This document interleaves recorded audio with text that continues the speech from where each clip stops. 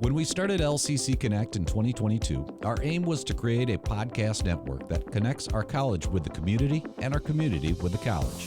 Since then, we've expanded to offer more than 25 podcasts, all of which are hosted by members of Lansing Community College or community activists. This is Dedelia, General Manager for LCC Connect, and this episode of Behind the Connection features a chat with the host of a new podcast called Conversations with Kate. The host of the program is Kate Correy. She is currently a Lansing Community College student that wears multiple hats, including hairstylist, DJ, and musician. Her podcast premieres on LCC Connect Tuesday, April 1st. You can listen to it at lccconnect.org or on your favorite streaming platform. And now it's time to delve behind the scenes and find out what's happening behind the connection. So, what exactly is Conversations with Kate? If you were to explain it to somebody and you're encouraging them to listen, how would you explain that to them? It's like having a conversation with your favorite person. It was born out of my career as a hairstylist and a DJ, making that connection with people and having conversations with people via, through a DJ, through music, and as a hairstylist, through day-to-day conversations with my clients. And that's kind of just the gamut, all encapsulated together, is just having that conversation with your favorite person, people, and connecting. Okay. And you, of course, are here at Lansing Community College now you're a returning student, right? Yes. So where did you originally begin, your educational journey? So in 2019, I started the music track, and I took one class and then broke my arm, had 3 bad car accidents, and then COVID. Wait, what? Yeah. Huh? 3 bad car accidents? What do you mean? Literally. Within a 3-month period. Really? Yeah. So 5 years ago, I was in a terrible car accident south of Barnes Road on 127. Oh, wow. And that was a week after I had broke my arm snowboarding, and that kind of ended my tenure here then. Thank goodness the professor that I had for that class was very understanding, and I got through the class with a skin of my teeth. Okay. So that kind of put a pause on that. So did I miss that? So you originally started at Lansing Community College and then you came back? Did I catch that right? Yes. Yeah. Okay. So that was... Had you done anything before Lansing Community College? Oh, absolutely. Yes. So that's what I was wondering about. Okay. So now you've got me on you've got me completely in a different direction. In a different, complete direction. Okay, so I started at Seminole State College. Well, let's tailor it back even further. So I started with music business management at Full Sail. Okay. And I made it through 2 semesters, which with them is month-long classes. That's it. And after that second month, I was like, listen, I was already in Orlando managing an event and managing a group of DJs / producers. And I was like, I'm already teaching myself what to do for music business management. Why am I going to pay $60,000 to this school to do that? So quit there and then started with Seminole State College, just getting a graphic arts certificate. Sat through second semester, there was a class there that kind of deterred me. And so I put it on hold and finished out there in 2018, actually May of 2018, with a general AA with minors in music and art. Okay. Now you moved to Michigan. Which many people would wonder why. I assume you have family here. I do. My daughter's father's family is from here, and it's much easier to co-parent from 3 miles away from each other rather than 1,000. Okay. And I'm going to say many people. I am not one of those people because I absolutely love this state. So to me, and I love Florida. It's fun to visit for me. Right. But I will always want to be back in Michigan. I want to clarify that. Yes. Just because that's me. That's you. Yeah. Because this state rocks, in my opinion. Listen, I agree with you. There was a long time where I never saw myself living outside of Central Florida. Yeah. But now that I've been back here since 2017, I go back and I visit. I was back in August of last year for my brother's birthday, and felt like a piece of sizzling bacon as soon as I stepped outside. And I was like, yep, this is why. I love visiting there. I was just there at the beginning of the month to raise money for a benefit. and I love it, but you know what? I'm back here. It's great. We have spring. Everything is, the birds are chirping. And you moved back here, and I'm really trying to get us back to the point that we were at. Right. But I want to mention that you actually moved back here when again? 2017. November of 2017. That was about when you walked through the doors here at WLNZ to talk to me, right? Yep.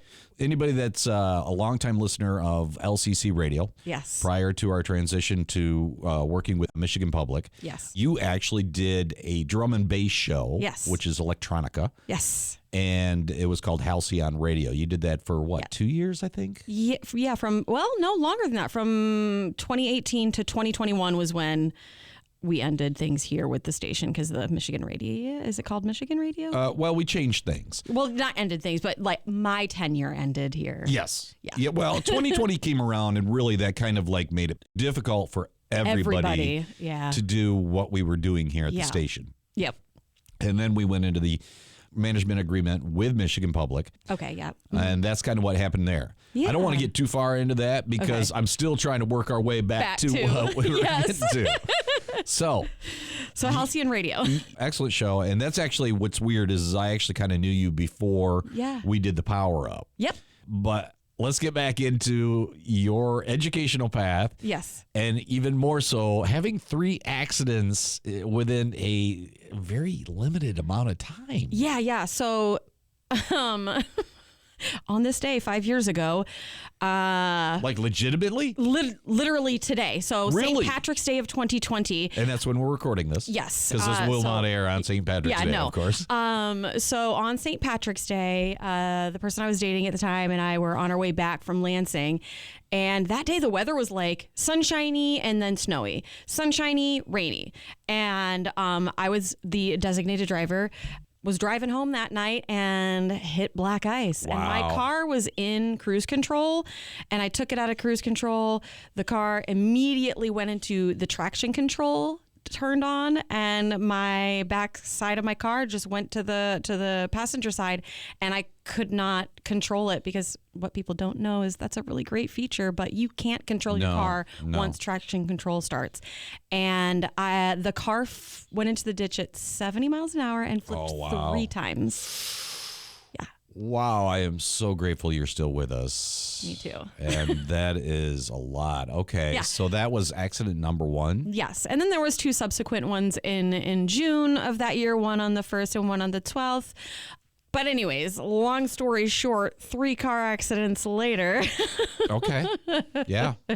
I thank goodness have never really been in what I would consider a detrimental car accident. Yeah. So does that your what's the word I'm looking for? Psychology of how you drive now? Absolutely 150%. Do you feel like it's created anxiety? So directly after the first accident, I was walking on level 5. I felt like someone had a gun at my head, basically.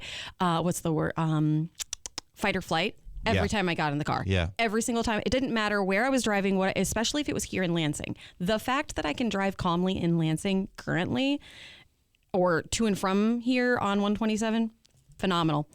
But it just took a lot of work. One of my episodes that I have out is part of the work that I did to kind of heal that, where, there was definitely a lot of driving anxiety. And I still to this day have stuff like that pop up. But the great thing is now I have a lot of tools to use to, if anything like that happens. Wow. I am, like I said, I'm just so grateful that you were able to be with us today because that is a lot of stuff going on. And honestly, this is not the direction I expected to go with this conversation, but it's okay. So you're a non-traditional student. You're returning to school. Yes. You actually went through the podcast Power Up, which I saw your name. I recognized your name. Yes. And I was pretty hyped that you were getting back on board to do something here with what I'm doing now as far as LCC Connect goes. Mm-hmm. Tell me a little bit about the process of going through the Power Up. What did you think of it? What did you feel like went well? And what could have we done a little bit better? I think everything went pretty smoothly.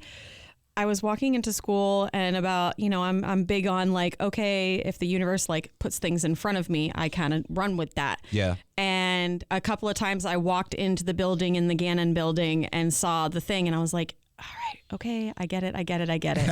I'm going to go ahead and just do this. Go. All right, universe, I'm going to put Conversations with Kate in the bucket. And mind you, prior to that, I had already posted one episode about my late health journey in 23, 24 on all the major platforms out there. And so I was like, okay, I'm just going to enter. And the funny thing is that I started my application and then didn't complete it. I was in the midst of school and sidetracked and, ADD.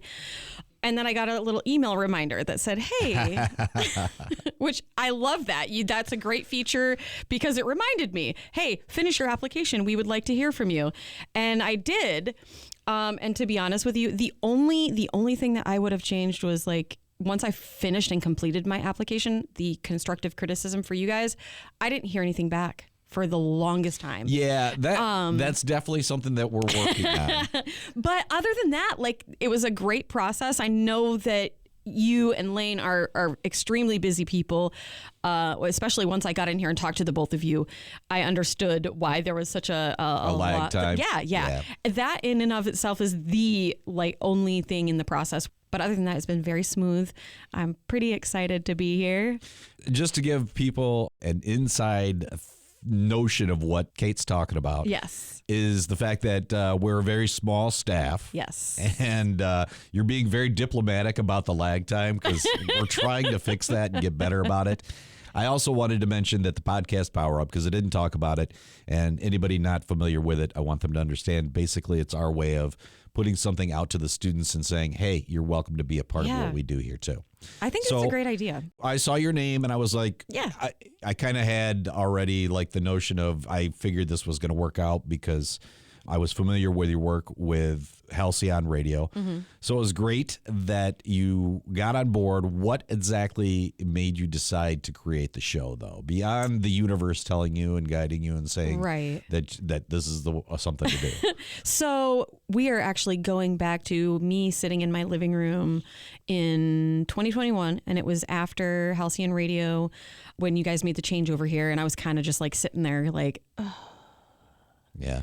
The silence of not having my own radio show to go and like talk to people and connect with people was kind of deafening. And I was like, I'm going to make a podcast. And at that point, I literally just recorded a 30-minute memo on my phone. And I ended up talking to one of my friends, Drew, and he goes, I think that's a great idea. I think you should do it. And I was like, you know what? And I'm going to call it Conversations with Kate. And then it kind of just sat there for a long time. And then my first semester, actually, I was talking to one of my professors about my health journey. Yeah. And she was like, you absolutely should put that out into the universe because you speak with such conviction on what you've been through, the tools that you have, and people need to hear that and connect with that. And that's what I did. I was like, you know what? There's too much on my plate right now between my daughter, work, and school full time. But over the summertime, I'm going to do it. And we should mention that episode 2 is actually, it's going to be featuring that particular conversation with Kate, if you will. Yes. On LCC Connect. Mm-hmm. And a little bit of an unconventional health approach. And I only say that in that it's not something that a lot of folks would do. No. So what got you exploring that side of you, like the unconventional side of working to be healthier? Conventional medicine wasn't working. Okay. I have ADD. It's unofficially a diagnosed ADD, but it's in my family. All of my family members have it, as well as anxiety, generalized anxiety disorder that was diagnosed when I was very, very young. And depression, very, very young. As an adult, I was diagnosed in October of 2020 with complex post-traumatic stress disorder. Okay. And conventional medicine wasn't doing anything. You said that was in 2020? Yes. So this is after the accidents? Yes. Okay. And that breaking the arm and after the accidents. So was that the catalyst to this? That was kind of like the crack that opened up the thing. Okay. Complex post-traumatic stress is not just like having one event that makes you have a traumatic event. It is a lot of things over an entire lifetime. And unfortunately, like I said, the conventional medicine wasn't working. So I had to figure out what would, I'm not a fan of being like, okay, well, this is who I am now, da da da da da. I was like, okay, listen, like, here's a diagnosis. This is what's going on. How do I fix this? How do I remedy this? And that's kind of just how I approached it. And I went at it trying to figure out how I could heal those things instead of looking at it as a disability or an injury that was just going to stick with me for my entire life. Okay. So did you connect with somebody on some of these, I'm going to say, alternative healing solutions or answers as opposed to researching it, or did you do both?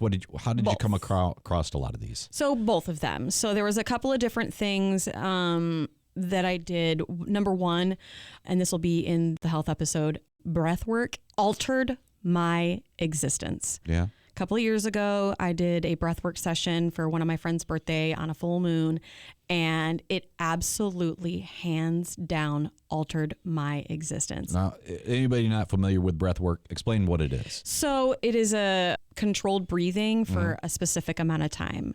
And when you deliver oxygen to your body, there's no room for cellular death. And it delivers a lot of, like I said, oxygen, and helps you meditate, I guess could say, as well as I'm trying to think of the lady's name now, Jojo Campos, and she does breathwork sessions at Yoga Connect. Okay. And that is who came out. And a lot of connect for you in this world. Really, it's right behind you, the LCC Connect, yes. But that is the person that I connected with specifically. And then the other research was through just surprisingly on TikTok, and then also a television show on, I want to say it was Netflix, but it was about cold plunging. Okay. And that was where I first heard about breath work. I can't remember the name of the show, but it was with Chris Hemsworth, and he was kind of exploring all of these natural things to do. And he talked about the Wim Hof breathing method. And that's where I first heard about that, as well as cold plunging. Okay. He was doing it in ocean water that was like 30 degrees. Cold plunging is just dropping yourself into some cold water. Yes. Yeah, the breath work thing, I can go with you on that. The cold plunging, I'm not sure I can get on board for that. It's not for everybody. I totally understand. It's not for everybody. If you would have told me 2 years ago that I would be waking up and excited to do it, I would have been like, you're a liar. Right, you're lying. Well, and yeah, I mean, sometimes you learn that those things are helpful for you. So yes, it works. Yeah. Now, the controlled breathing almost in some ways sounds like meditation.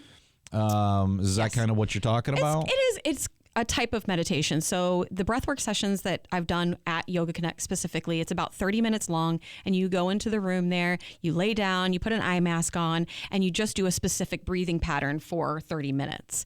She plays meditative music, she speaks and walks around the room. So yes, it is like a type of meditation, but it is a specific pattern breathing. And like meditation, I assume your brain still wanders whether you want it to or not. Sometimes, yes, it does. Yep, sure does. And you kind of have to like corral yourself and back around. The other things that I've gotten into in that regard, Joe Dispenza. Great. I could talk about that for hours on end. But yeah, so it's been a little bit of a combination of both, of researching and seeing things out there, trying things. There's also Ayurvedic, I'm probably going to say that wrong, medicine that I am dabbling in. Okay. In that regard, to kind of heal that stuff as well. So. Oh, cool. I'm glad you found a process that's working for you. Yes. And I know one of the things for you, and has to be a form of therapy, is music. Absolutely. And we'll dive into your journey here at LCC in just a little bit. Yes. But first, I want to know, are you still out there DJing? I am not all of the time now. Okay. I did put that on the back burner because my daughter is just almost out of high school. She's a junior, and I didn't really want to miss out on anything, especially with me being in school as well.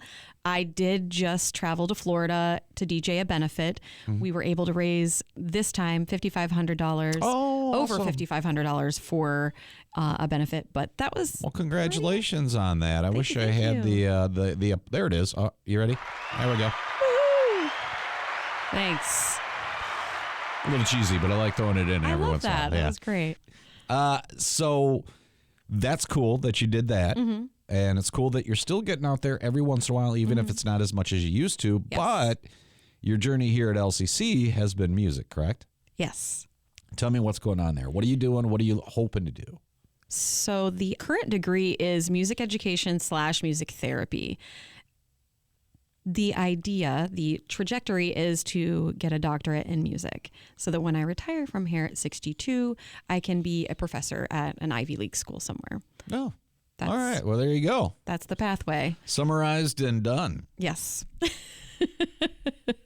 How is it going? It's going well. I really love immersing myself in this aspect of music, getting into like the music theory of it and the sight reading and that side of things.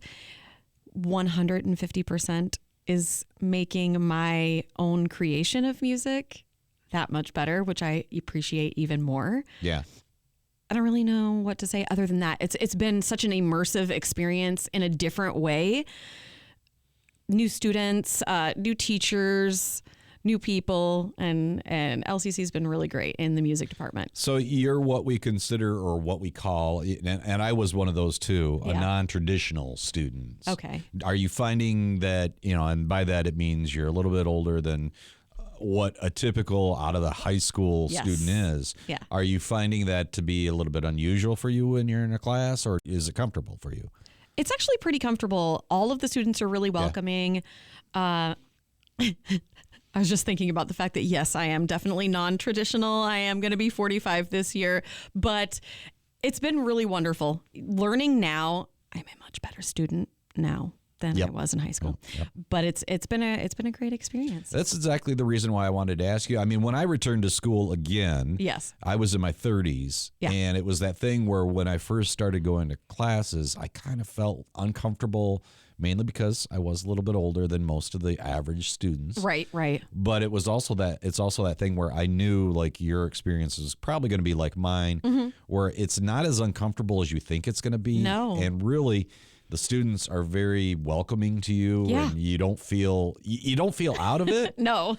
And then the other thing that's cool is your approach, or whatever you want to call it, is just different, where you're excited about it. Yes. As opposed to like my experience when I was going to Michigan State right out of high school.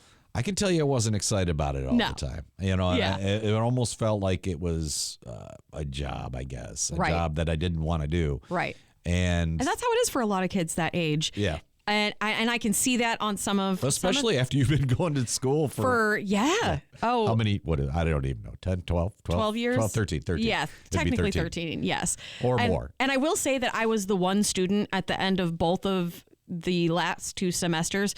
I was sad that music theory and sight reading and like the semester was ending. I'm like, no, I'm not ready to end. I want this to be, I want this to continue. Right. Okay, the show is called Conversations with Kate. Yes. It shows up on LCC Connect. It'll drop as they say. I feel so fake saying drop, because that is just not a word I usually use. Okay. But it drops Tuesday, April 1st on lccconnect.org or on your favorite streaming platform. So you can always check it out wherever.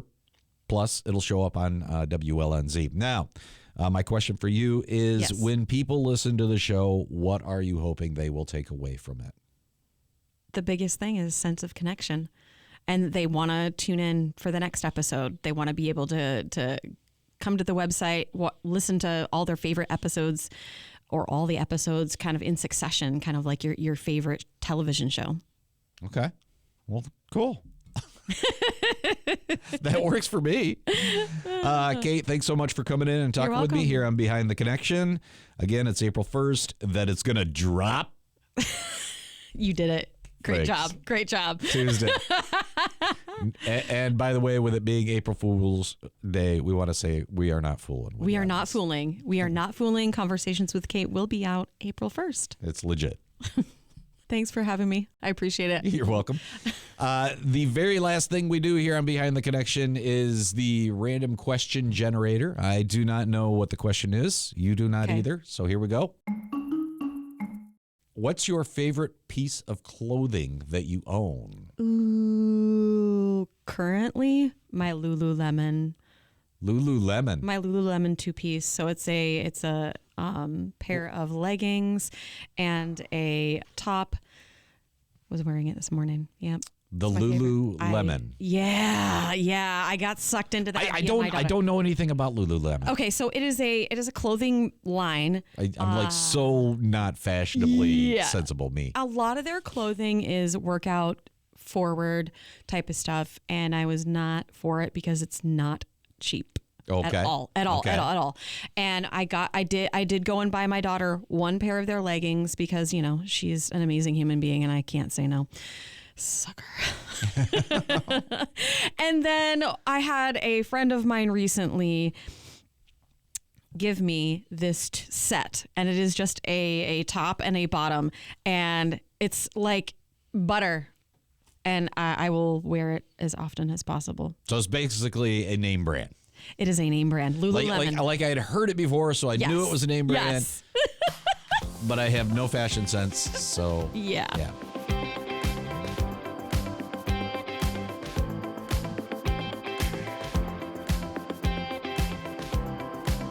Peanut butter and chocolate holiday. Ooh, wow, I like that. Yeah. See, now we're talking about foods I like. Right. You can never go wrong with peanut butter and chocolate in my book. This is what I propose then. The Irish dinners become peanut butter and chocolate.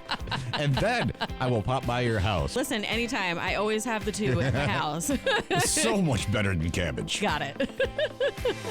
This is LCC Connect. Voices. Vibes. Vision.